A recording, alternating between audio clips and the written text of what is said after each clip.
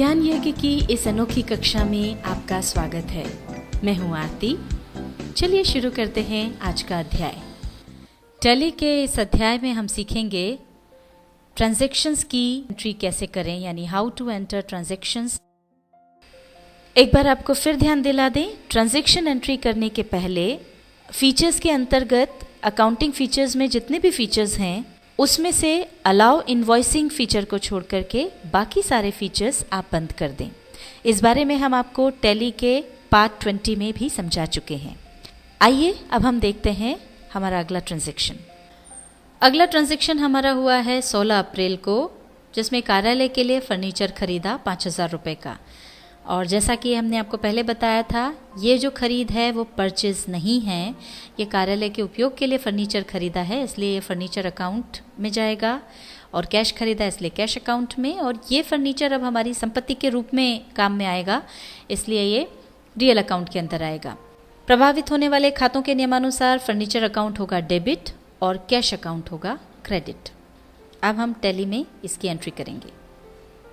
अब यहाँ पर जैसा कि हमने आपको बताया था कि ये परचेस नहीं है, बल्कि संपत्ति के रूप में बिजनेस को सुचारू रूप से चलाने के लिए खरीद हुई है। बिजनेस से पैसा गया है, इसके लिए पेमेंट हुआ है, तो ये जाएगा पेमेंट वाउचर में। F5 की हम प्रेस करेंगे। अब यहाँ पर डेबिट होगा फर्नीचर अकाउंट, ये हमने ले लिया। 5,000 रुपीज़ यहाँ पर डाल दिया। क्रेडिट होगा कैश अकाउंट, ये 5,000 अपने आप आ गया। डेट हम चेंज कर दें, ये 16 अप्रैल आ गई है, एंटर प्रेस कर दें, डेट चेंज हो गई। नरेशन पे आ जाएं। नरेशन हमने लिख दिया bought furniture for cash, enter press कर दें। एंटर प्रेस करके इसे एक्सेप्ट कर लें। आइए अब हम देखते हैं हमारा अगला ट्रांजैक्शन। 19 तारीख को रमेश को नगद वेतन दिया 3,000 रुपये। यहाँ पर दो अकाउंट्स जो प्रभावित हो रहे हैं वो है, एक तो चूँकि सैलरी दी है इसलिए सैलरी अकाउंट, और कैश में दी है इसलिए कैश अकाउंट। ये दोनों अकाउंट्स आते हैं नॉमिनल अकाउंट और रियल अकाउंट के अंतर्गत। और इनके जो नियम हैं उनके नियमानुसार सैलरी अकाउंट यहाँ पर डेबिट होगा और कैश अकाउंट क्रेडिट होगा। अब हम चलते हैं टैली पर। जैसा कि हमने आपको पहले बताया था कि बिजनेस में से अगर कोई पेमेंट किया जा रहा है तो वो पेमेंट वाउचर में आता है। तो ये चूँकि सैलरी दी जा रही है, बिजनेस में से पैसा जा रहा है, तो ये भी पेमेंट के अंतर्गत आएगा। इसे पेमेंट वाउचर में ही हम इसकी एंट्री करेंगे। सबसे पहले हम यहाँ पर डेट हमारी चेंज कर दें। 19 तारीख का हमारा ट्रांजैक्शन है। F2 की प्रेस की, यहाँ पर हम 19 तारीख डाल देंगे। डेबिट हमको करना है सैलरी अकाउंट, तो ये सैलरी अकाउंट हमने डेबिट किया, एंटर प्रेस करा। यहाँ पर 3,000 रुपीज़ हमने डाल दिया, फिर एंटर प्रेस किया। अब क्रेडिट में आ जाएगा कैश अकाउंट। नरेशन हम यहाँ पर लिख देंगे, एंटर प्रेस किया, एंटर वापस प्रेस करें एक्सेप्ट करने के लिए। अब हम बढ़ते हैं हमारे अगले ट्रांजैक्शन की ओर। यह हमारा अगला ट्रांजैक्शन जो हुआ है 20 अप्रैल को। अशोक एंड सन्स से उधार लिए 5,000 रुपये। अब यहाँ जो दो खाते प्रभावित हो रहे हैं वो हैं, एक तो कैश अकाउंट क्योंकि कैश में पैसा आया है, दूसरा है अशोक एंड सन्स का अकाउंट। ये आते हैं रियल अकाउंट और पर्सनल अकाउंट के अंतर्गत। और इनके नियमानुसार यहाँ पर कैश अकाउंट डेबिट होगा और अशोक एंड सन्स का अकाउंट क्रेडिट होगा। अब इसकी एंट्री हम करते हैं टैली में। अब चूंकि इस ट्रांजैक्शन में पैसा उधार लिया है यानी कैश आया है, इसलिए इसकी एंट्री होगी रिसीट वाउचर में, जिसके लिए हम प्रेस करेंगे F6 की। देखिए रिसीट वाउचर खुल गया है।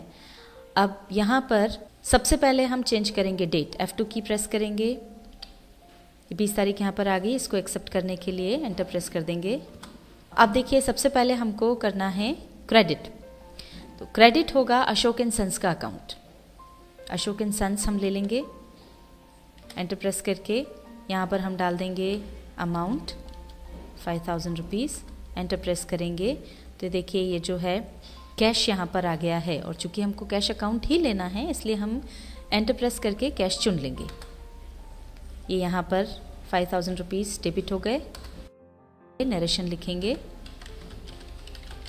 Received loan from Ashok and sons, enter press करेंगे, एक्सेप्ट कर लेंगे। ये एंट्री हो गई।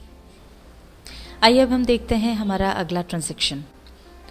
हमारा अगला ट्रांजैक्शन हुआ 21 अप्रैल को। अशोक एंड सन्स को भुगतान किया 5,000 रुपये का। अब यहाँ पर एक तो कैश में भुगतान किया है इसलिए कैश अकाउंट हमारा प्रभावित हो रहा है, दूसरा है अशोक एंड सन्स को किया है इसलिए अशोक एंड सन्स का अकाउंट। ये दोनों आते हैं पर्सनल अकाउंट और रियल अकाउंट के अंतर्गत, और खातों को लिखने का जो नियम है उसके अनुसार अशोक एंड सन्स का अकाउंट डेबिट होगा और कैश अकाउंट क्रेडिट होगा। टैली में अब हम इसकी एंट्री देखते हैं। यहाँ पर जो है वो पैसा रिसीव नहीं हो रहा है बल्कि पे किया जा रहा है, इसलिए हमको यहाँ चुनना होगा पेमेंट वाउचर। F5 की प्रेस करेंगे और सबसे पहले हम बदल देते हैं डेट। F2 की प्रेस करें। यहाँ पर ये 21 तारीख आ गई है, इसको एक्सेप्ट करने के लिए हमने एंटर प्रेस किया, ये डेट हमारी चेंज हो गई। डेबिट होगा अशोक एंड सन्स का अकाउंट 5,000 रुपीज़ हमने अमाउंट डाल दिया। क्रेडिट कर देंगे कैश अकाउंट और अब नरेशन पे आ जाएंगे। कैश पेड नरेशन हमने लिख दिया, एंटर प्रेस किया और अब इसको एक्सेप्ट कर लिया एंटर प्रेस करके। अब हम देखते हैं हमारा अगला ट्रांजैक्शन। अगला ट्रांजैक्शन हुआ है 22 तारीख को। 1,000 रुपये दुकान का किराया दिया। अब यहाँ पर रेंट दिया है इसलिए एक तो रेंट अकाउंट है जो प्रभावित हो रहा है और कैश दिया है इसलिए कैश अकाउंट। ये दोनों नॉमिनल अकाउंट और रियल अकाउंट के अंतर्गत आते हैं और इनके नियमानुसार रेंट अकाउंट डेबिट होगा और कैश अकाउंट क्रेडिट होगा। अब हम चलते हैं टैली पर।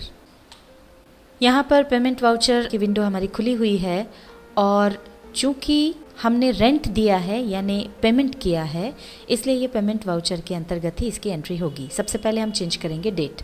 F2 की प्रेस करेंगे। ये यहाँ पर 22 तारीख आ गई है, इसको एक्सेप्ट कर दें और अब यहाँ पर डेबिट होगा रेंट अकाउंट। अमाउंट हमने डाल दिया 1,000 रुपये। क्रेडिट होगा कैश अकाउंट। नरेशन हमने लिख दिया, एंटर प्रेस करें, फिर एंटर प्रेस करें, एक्सेप्ट कर लें और ये हो गई हमारी एंट्री।